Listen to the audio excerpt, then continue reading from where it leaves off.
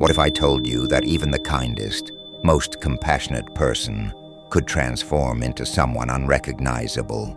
History and psychology reveal a chilling truth. Under the right circumstances, good people can become monsters. But how does this happen? Is it a slow descent or a sudden shift?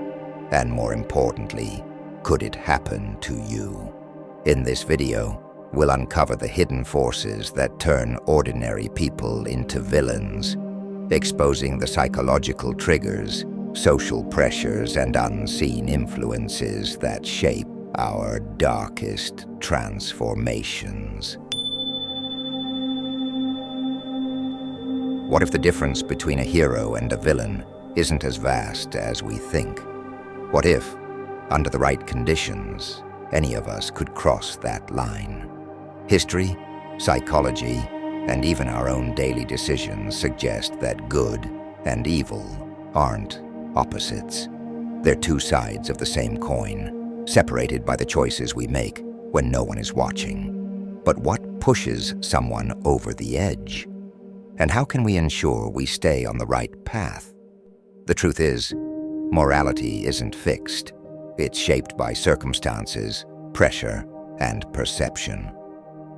Many people who committed unthinkable acts never set out to be evil. They were ordinary individuals who took small, seemingly harmless steps down a dark road, one compromise at a time. Studies in moral psychology reveal that tiny ethical lapses, when unchecked, can snowball into full-blown corruption. The boiling frog analogy applies here. Drop a frog in boiling water, and it jumps out. But if you slowly raise the heat, it won't notice until it's too late. Social influences play a huge role. The Stanford prison experiment proved that people can slip into roles of cruelty if the environment permits it. Fear, desperation, or a sense of justification can override even the strongest moral compass. Even self-perception matters. If we convince ourselves that we're always good, we may not recognize when we start making harmful choices. So, how do we guard ourselves against this?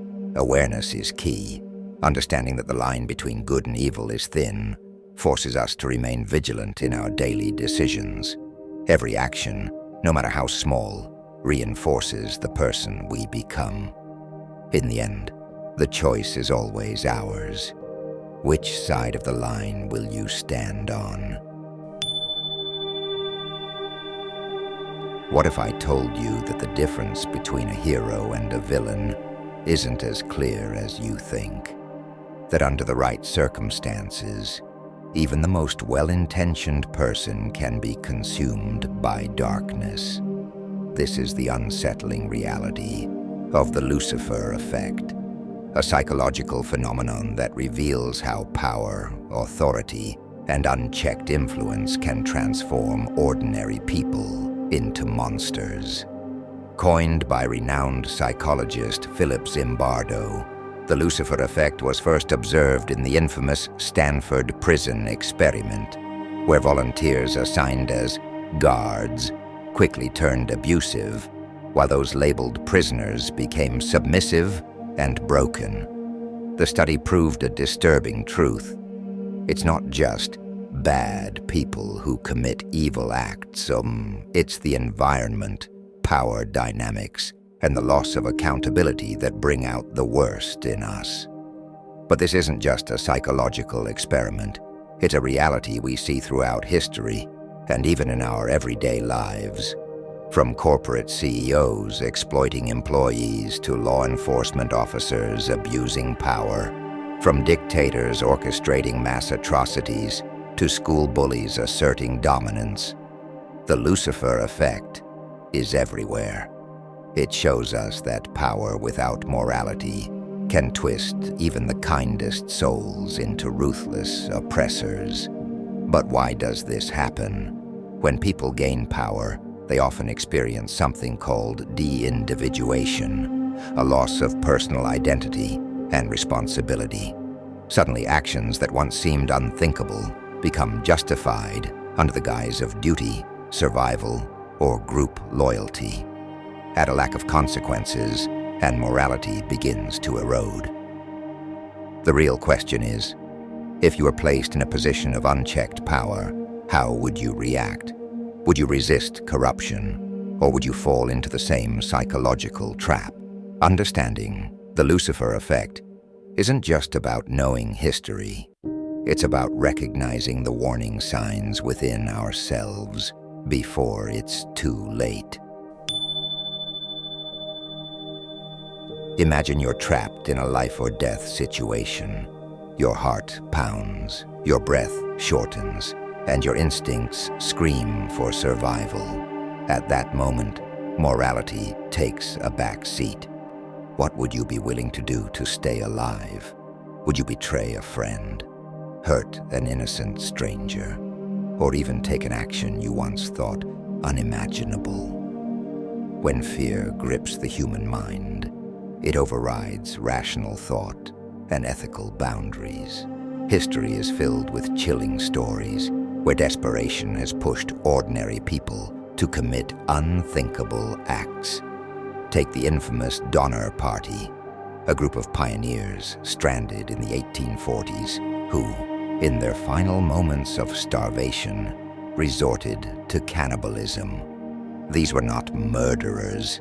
They were people just like us, forced into a horrific choice between death and survival.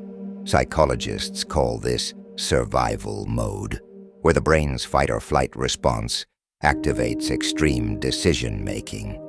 Studies show that when humans are deprived of basic needs, food, water, or safety, their ability to think ethically diminishes. They become primal, instinct-driven beings, acting first and questioning later.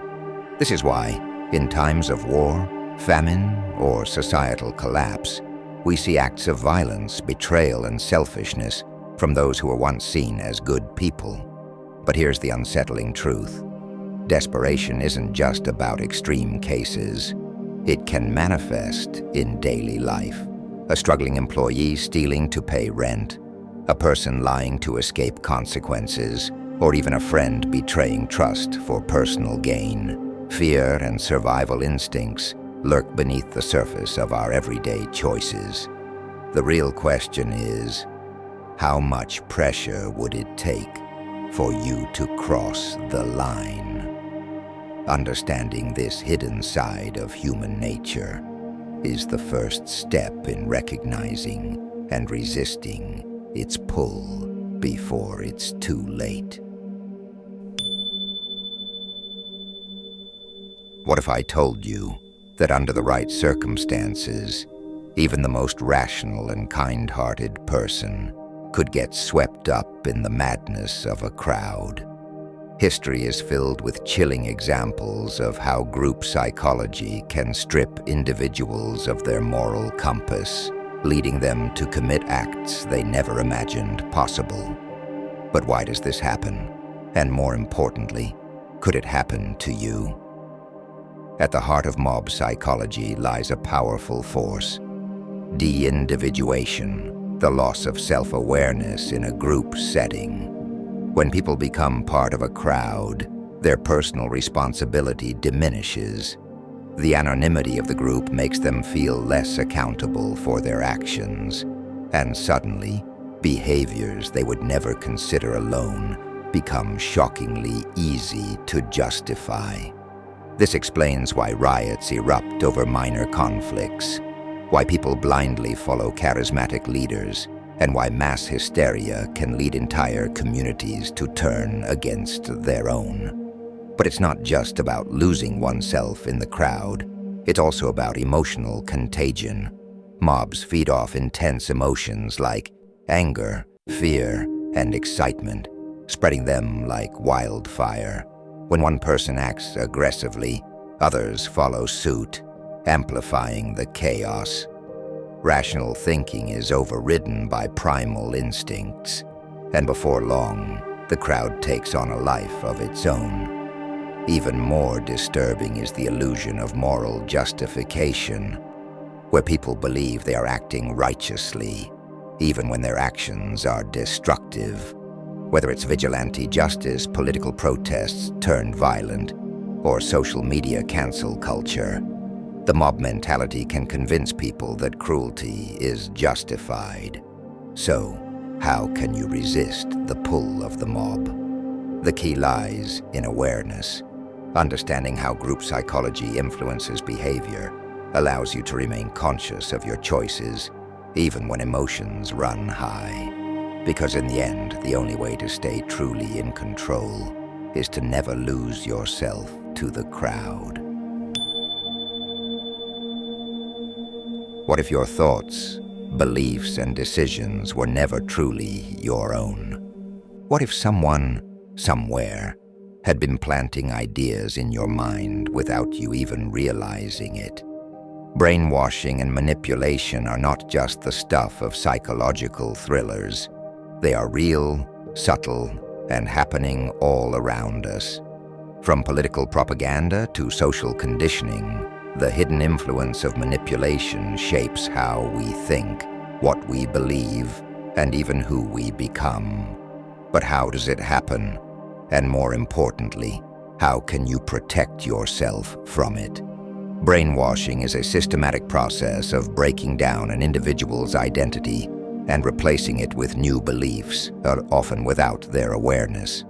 Cults, authoritarian regimes, and even toxic relationships use this technique to strip people of their autonomy. It starts with isolation, making the person dependent on the manipulator. Then comes repetition, where the same ideas are drilled into the mind until they become second nature. Finally, fear and reward systems are used to control behavior. Compliance is rewarded, and resistance is punished. Even in everyday life, manipulation exists in more subtle forms. Advertisements that play on your emotions, media narratives that shape your perception of reality, and social norms that dictate what is acceptable. The more we are exposed to these influences, the harder it becomes to distinguish our genuine beliefs from those that were implanted. But here's the key. Awareness is the antidote. Once you recognize these techniques, you can break free from them. In this segment, we will uncover the most powerful methods of brainwashing, the psychological tactics used to manipulate the masses, and most importantly, how you can reclaim your independent thought. Because the greatest weapon against manipulation is knowledge. What if becoming a monster wasn't a sudden transformation, but a series of tiny, almost imperceptible steps? Most people believe they would never compromise their morals, but history and psychology tell a different story.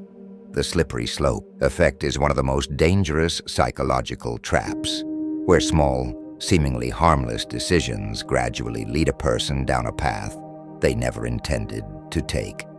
It doesn't start with evil. It starts with rationalization. Imagine a person who has always valued honesty, but tells a small lie to avoid conflict. Nothing happens, so they lie again and again, until deceit becomes second nature. Or consider a leader who bends the rules just once for power, justifying it for the greater good. Over time, those justifications become excuses, and before they realize it, they're willing to do anything to maintain control. This is how good people become unrecognizable to themselves. Psychologists have found that when people make small ethical compromises, their brain rewires to accept those actions as normal. This process, called moral disengagement, allows individuals to detach from their values, making the next compromise easier. Before long, they look back and wonder, how did I get here? History is filled with examples of ordinary people slowly descending into darkness, whether through corruption, greed, or survival. The more one justifies their actions, the easier it becomes to betray their original beliefs. But here's the key. Recognizing these small compromises before they escalate can stop the slide. Understanding the slippery slopey effect empowers us to stay true to our values and avoid the hidden traps that lead even the best of us astray. Because the moment you say, "just this once," you've already taken the first step. What if the darkness you fear most isn't lurking in the outside world, but within yourself? According to renowned psychologist Carl Jung, every person carries a shadow self, the hidden repressed parts of our psyche that hold our most forbidden desires, aggressive impulses, and untamed instincts. While we like to believe we are inherently good, the truth is that our shadow contains everything we reject about ourselves, and if ignored for too long, it can take over, turning us into something we never thought we could become. The shadow self isn't inherently evil. In fact, it serves an important role in human psychology. It holds our primal instincts, things like ambition, power, and even creative energy. But once these desires are suppressed or denied, they can manifest in destructive ways, emerging through sudden outbursts of anger, secret obsessions, or even a gradual shift in morals. This is why seemingly kind and ordinary people sometimes commit unthinkable acts. They aren't possessed by an outside force. They are consumed by the parts of themselves they refused to confront. Jung believed that the only way to prevent our shadow from controlling us is to acknowledge and integrate it. This means recognizing our darker impulses and learning to channel them constructively. History has shown that those who suppress their shadow completely, whether out of fear, societal pressure, or self-deception, are often the ones who fall victim to it the hardest. The moment you refuse to see your own capacity for darkness is the moment it begins to control you. So the question isn't whether you have a shadow, it's how well you understand it. Will you face it before it consumes you, or will you let it fester in the depths of your mind until it finally takes over? What if the villain of a story isn't truly lost? What if the monster can still be saved? History, psychology, and even fiction have long debated whether those who fall into darkness can ever return to the light. But in real life, is redemption truly possible? Or is it just a comforting illusion? The journey from darkness back to morality is not an easy one. People who commit terrible acts, whether driven by power, fear, or manipulation, often reach a point where they no longer recognize themselves. Some embrace their descent, believing they are beyond salvation. Others, however, experience a moment of clarity, a breaking point where they realize the weight of their actions. This could be triggered by a personal loss, an act of mercy shown to them, or even sheer exhaustion from the path they've chosen. Psychologists argue that redemption is possible, but requires deep self-awareness, accountability, and most importantly, the desire to change. True redemption isn't about erasing the past, but confronting it head-on. Many who seek redemption do so not just for themselves, but to repair the damage they've caused. However, society is often reluctant to forgive. A person's past can follow them forever, making the road to redemption one of the most difficult human journeys. But history has shown that even the worst of individuals can find redemption. From former extremists advocating for peace to criminals dedicating their lives to helping others, transformation is real. The question is, does society allow it? And if redemption is possible, what does it take to truly change. In the end, perhaps the real battle isn't against our past, but against the belief that we are beyond saving.